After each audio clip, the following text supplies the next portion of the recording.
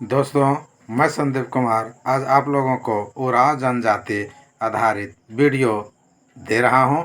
जो उरांव जनजाति आधारित वीडियो यूजी और पीजी के सिलेबस के साथ साथ झारखंड के प्रतियोगिता संबंधी परीक्षाओं में और अन्य प्रतियोगी परीक्षाओं के लिए भी अपना खास महत्व रखता है। तो इस पर जो है मेन फोकस पर मैं आपको बताते चलूँगा, आप लोग ध्यान से देखते चलेंगे। यहाँ चलते हैं हम लोग इसका निवास स्थान। तो झारखंड राज्य के कई जिलों में उरांव जनजाति के लोग रहते हैं। उरांव जनजाति झारखंड राज्य के रांची, गुमला, लोहरदगा, लातेहार, गढ़वा, हजारीबाग और संथाल परगना आदि में निवास करते हैं। ठीक है, मुख्य रूप से सबसे ज़्यादा यही है। छिटपुट और भी होंगे लेकिन कम संख्या हो सकती है। लेकिन यहाँ जो है रांची, गुमला, लोहरदगा, लातेहार, गढ़वा, हजारीबाग और संथाल परगना में जो ये झारखंड राज्य में है उरांव रहते हैं। उसके बाद में उरांव जो है झारखंड के अलावे बिहार में भी रहते हैं। तो बिहार के जो है जिला रोहतास, बक्सर, दरभंगा, भभुआ, चंपारण और भागलपुर आदि कई जिलों में जो है उरांव जनजाति रहते हैं। इस प्रकार उरांव जनजाति कहाँ है? झारखंड में भी है और आपका बिहार में भी है। अब यहाँ पर जो है देख रहे हैं कि इसका संबंध जो है किससे है। उरांव जनजाति का संबंध प्रोटो ऑस्ट्रेलॉयड से है और द्रविड़ परिवार से है। ये आपको स्पष्ट दिख रहा होगा। ये जो है अपने आप को मूल निवास जो मानते हैं वो कहाँ का मानते हैं? ये कहते हैं कि मैं कोंकण प्रदेश से हूँ और ये परंपरा से संबंधित है। इनका हो सके ये आ जाए इसलिए मैं ये आपको दिया हूँ। अब कह रहा है कि ये जो आए तो कहाँ से आए, ये प्रश्न है। ये पश्चिमी तटीय प्रदेश से उत्तर भारत की नदी घाटियों में ये घुस गए। कहाँ आ गए? ये पश्चिमी तटीय प्रदेश से होते हुए उत्तर भारत की नदी घाटियों में ये प्रवेश कर गए। और क्या हुआ आगे?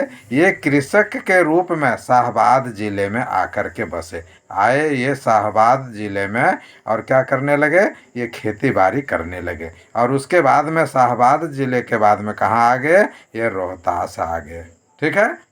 अब क्या हुआ कि रोहतास में इसे किसे? उरांव जनजाति को रोहतास में जो है चेरों ने जो है बोला कि भागो, ये मेरा एरिया है, और चेरों ने इसे भगा दिया। ठीक है। तो रोहतास में जो आए उरांव, तो रोहतास में आए उसे दो भागों में बांटा जाता है। ठीक है। कितने भागों में रखा गया है? उसे दो भागों में रखा गया है। ये देखते हैं, रोहतास वासी उरांव को दो भागों में रखा गया है। पहला, एक भाग अपने जनजातीय नेताओं के साथ गंगा घाटी होते हुए राजमहल की पहाड़ी में आकर के बस गए। कहाँ आ गए ये? राजमहल की पहाड़ी में। यहाँ आपको दिख रहा होगा ये राजमहल की पहाड़ी में आगे किधर से होते हुए? गंगा घाटी से ये होते हुए आगे। किसके साथ आए? अपने जनजातीय जो नेता थे उनके साथ में आगे। क्लियर? पहला हो गया। दूसरा जो है सोन नदी को पार करते हुए आगे। वो सोन नदी को पार करके कहाँ आ गए? पलामू आए, रांची में आए। नहीं, पलामू। अब प्रश्न आया आपके पास कि पलामू और रांची में जो आकर के बसे वो किधर से आए? तो सोन नदी को पार करके। और यहाँ जो राजमहल आए वो किधर से आए? गंगा घाटी को पार करके। ठीक है। अब आगे देखते हैं कि उरांव और मुंडा दोनों नागवंशी शासकों द्वारा छोटा नागपुर में बसाए गए। ये जो उरांव बसा, चूंकि उरांव पढ़ रहे हैं, ये प्रश्न आएगा एक साथ में, इसीलिए मैं लिखा हूँ कि उरांव और मुंडा जो दो जनजाति थी उसे किसने बसाया? तो छोटा नागपुर में बसाने वाला जो शासक था वो शासक क्या नाम था? वो नागवंशी शासक था। शासक का क्या नाम था? नागवंशी शासक। अब मैं आपको जिलावार जो है इसकी जनसंख्या को बतला रहा हूँ। कब? 1991 के आंकड़ा के आधार पर। उसके बाद का आंकड़ा हमारे पास उपलब्ध नहीं है। यदि आपके पास होगा तो आप मिलान कर लेंगे।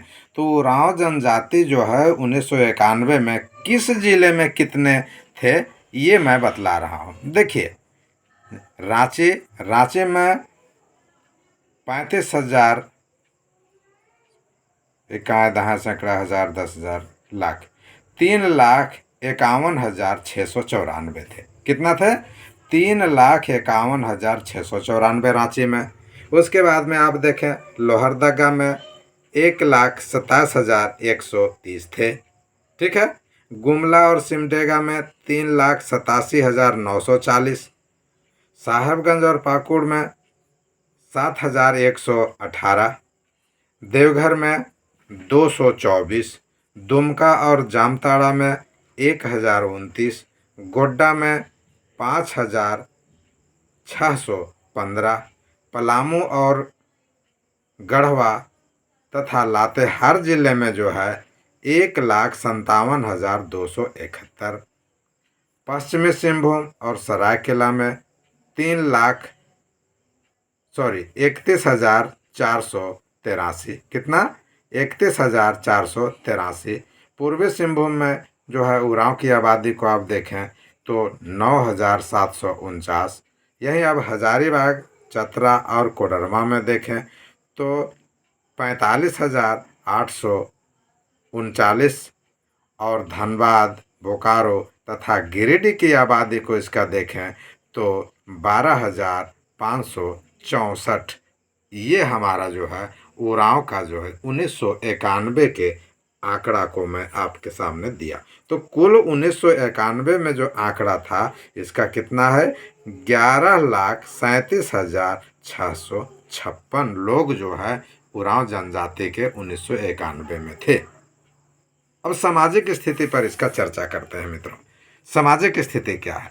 तो सामाजिक स्थिति में देखिए ये भी समाज में रहने वाला परिवार है और समाज में जो रहता है तो सबसे छोटी इकाई जो है ये माना जाता है। उरांव जनजाति समाज में परिवार को सबसे छोटी इकाई के रूप में जो है ये जाना जाता है। ठीक है। परिवार में रहता है जो सबसे छोटी इकाई। अब क्या है कि समाज में जो परिवार है वो परिवार किस प्रकार का परिवार का प्रथा है? एकल परिवार के प्रथा है। एक ही परिवार आने के जो पति पत्नी रहेगा, उसका बच्चा रहेगा, बस। अब आगे देखेंगे फिर जो है क्या कारण है। कुछ संयुक्त परिवार का उदाहरण मिलता है। सभी जगह संयुक्त परिवार नहीं है लेकिन कुछ संयुक्त परिवार यहाँ पर पाए जाते हैं। फिर क्या है? परिवार में जो किसका प्रधानता है? तो परिवार में पिता की प्रधानता है। उरांव जनजाति में परिवार में जो है पिता की प्रधानता पाई जाती है। अब यहाँ पर मामला आ गया, देखिए कि एकल परिवार की बात थी। तो एकल परिवार की बात में क्या कि विवाहित पुत्र पिता से अलग होकर के अपना कार्यभार को संभालता है। बोला कि बाबू अब तुम जो है बड़ा हो गया, शादी विवाह तुम्हारा कर दिए, अब तुम अपना जो है अलग देखो, अपना अलग का जो है तुम अपना उत्तरदायित्व को निभाओ।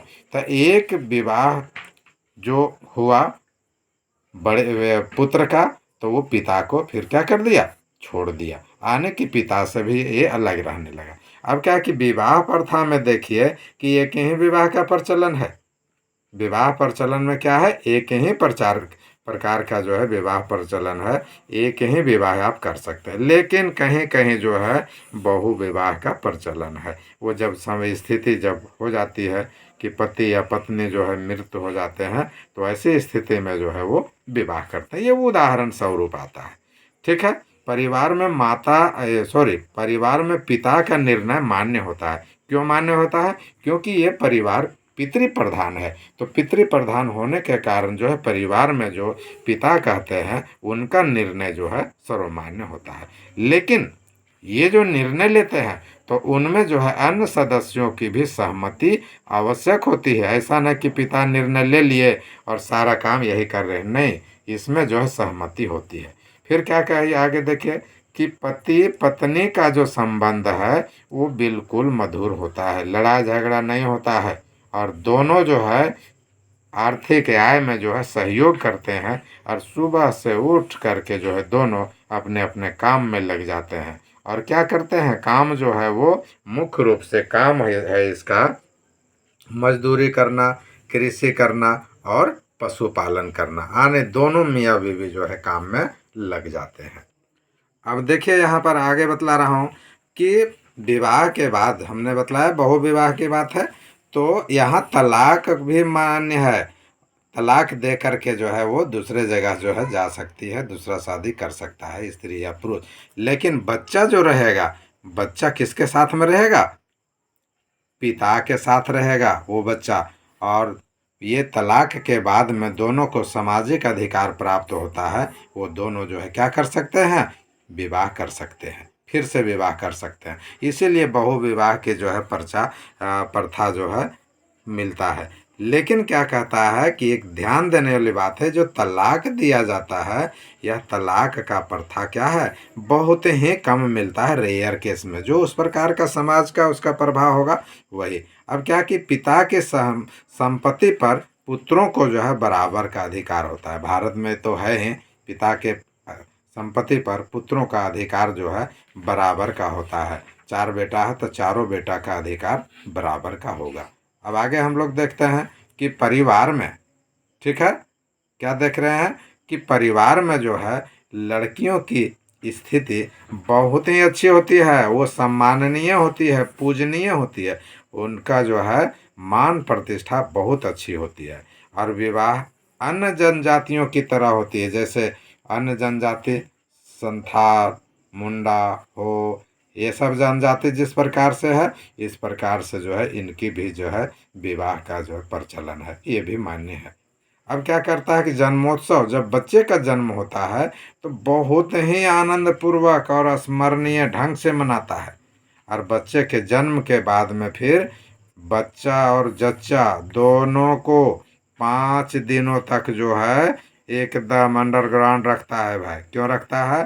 ताकि जो है इसे ये या अभी जो है ये अछूत है, यानी ये दूषित है, अभी अभी गड़बड़ है, इसके साथ में जो है कोई भी नज़दीक नहीं जाएगा। और एक बात है कि बच्चे को जो है माँ जो दूध पिलाती है, वो पहला बूंद जो है भूमि माता को समर्पित करती है, तब जो है बच्चे को दूध पिलाती है। ये मान्यता है, ठीक है, ये इस प्रकार से मान्यता है। अब क्या है कि छठे दिन छठी होता है। 5 दिन तक तो उसे दूषित माना गया, लेकिन छठे दिन छठी होता है और पूरे घर की साफ सफाई किया जाता है। और जो जन्म उत्सव है उसके लिए आमंत्रण बुलाया जाता है, लोगों को बुलाया जाता है और गीत भी गाया जाता है, यानी खुशियाँ मनाया जाता है, जन्मोत्सव मनाया जाता है। और बोलते हैं उरांव जनजाति के लोग कि जीना मरना सत्य है, मृत्यु को वो शाश्वत मानते हैं। और बुढ़ापे की मृत्यु को बोलते हैं कि यह तो मरना निश्चित है, यह प्राकृतिक मृत्यु है। लेकिन बाल्यावस्था युवावस्था में यदि किसी की मृत्यु हो जाती है, उसे अप्राकृतिक माना जाता है कि ये गड़बड़ मौत है, ये जो है असामयिक मौत हो गई, यानी कि बुढ़ापे में जो मृत्यु हुई वो स्वाभाविक मानते हैं। ठीक है, अब आगे चलते हैं कि भूत प्रेत ओझा गुने जादू टोना में जो है उरांव जनजाति विश्वास करते हैं और कभी कभी इसका भी सहारा लेते हैं। भरी जो है बीमारी के समय में या अन्य कार्यों में टोना टोटका जो है ये मानते हैं। इसीलिए भूत प्रेत ओझा गुनी में ये जो है क्या करते हैं, पूरा विश्वास करते हैं। अब क्या है कि आगे देखें कि मृत्यु के 9 दिन तक संस्कार का जो है ये सिस्टम चलता है। कितने दिनों तक? 9 दिनों तक। और उस समय तक कई धर्मों में भी देखिएगा कि तेल मसाला जो है, मांस मछली मदिरा पान, ये सब सारे चीज़ वर्जित रहते हैं। ठीक इसी प्रकार से उरांव जनजाति तेल हल्दी मांस आदि ये सब क्या करते हैं, मना ही रहता है, वर्जित रहता है। अब इसकी आर्थिक स्थिति को देखते हैं कि इसका आर्थिक स्थिति कैसे। आर्थिक स्थिति जो है यह मिश्रित आर्थिक संरचना पर आधारित है, यानी मिला जुला इसका जो है स्थिति है। क्या करता है? कृषि मजदूरी वन से उत्पादन, जो विभिन्न प्रकार के वन उत्पाद वस्तुएं हुए सेवाएं आदि जो है आर्थिक क्रियाकलाप में इसका शामिल है। अब क्या है कि निजी कृषि योग्य भूमि को जो है ये लोग क्या कहते हैं, बाड़ी कहते हैं। बाड़ी हम लोग भी बोलते हैं कि बाड़ी में जो है क्या लगा हुआ, तो वही बाड़ी को बाड़ी बोला गया। तो बाड़ी में जो है साग सब्जी लगता है। लेकिन ये क्या करता है, निजी कृषि योग्य भूमि को ये बाड़ी कहता है, जिस पर क्या क्या लगाते हैं, मक्का महुआ बोदी तथा अन्य प्रकार के सब्जी भी लगाते हैं। क्लियर।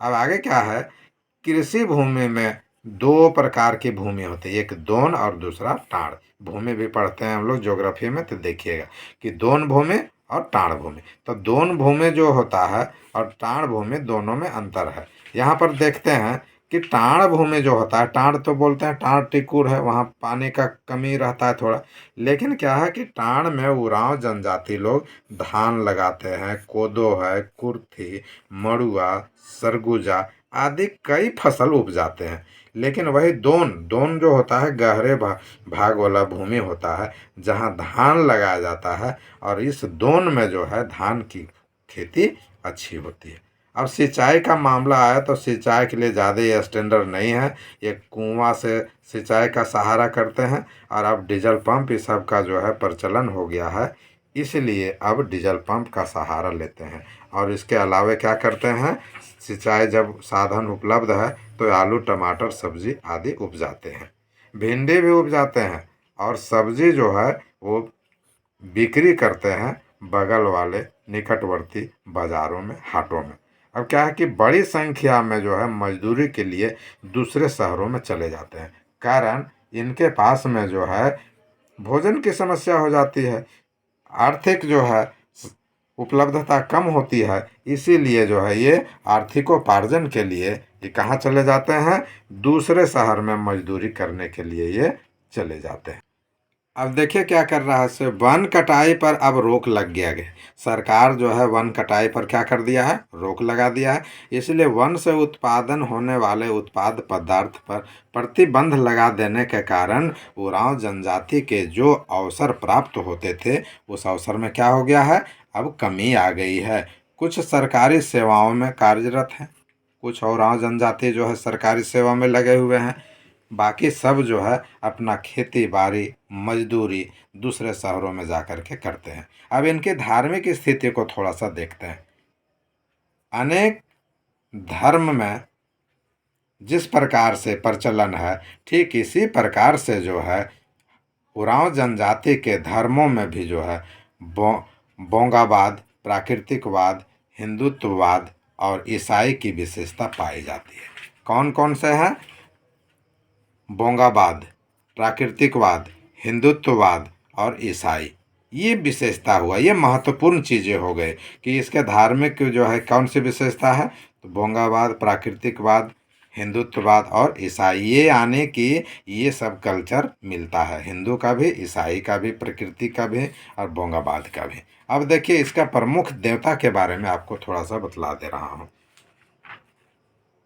सिंगा बोंगा है ना, जिसे सिंह बोंगा या धर्मेश कहते हैं, ये सबसे प्रमुख वीआईपी जो है देवता इसका हो गया सिंगा बोंगा अथवा धर्मेश, जो धर्म का ईश्वर है, धर्मों का जो है गुरु है, वही हमारा धर्मेश कहलाता है। ने सभी देवताओं का प्रमुख वो कौन हो गया, सिंगा बोंगा।